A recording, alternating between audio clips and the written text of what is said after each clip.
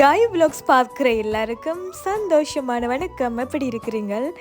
எங்களோட என்ற அம்மாண்ட பிறந்தநாள் கொண்டாட்ட காணொலியூடாக சந்திக்கிறதுல ரொம்ப சந்தோஷம். நிறைய பேர் கேட்டிருந்தீங்க, என்ன கேக்கோட நிப்பாட்டிட்டீங்களோ, எங்கள் பிறந்தநாள் கொண்டாட்ட காணொலி ஒன்றும் வரையில்லை அப்படி என்று சொல்லி. அதனால் வேலையில் தான் எப்போ பிறந்தநாள் கொண்டாட்ட வேலைப்பாடுகள் காரணமாக இன்றைக்கு தான் போட கிடைச்சது.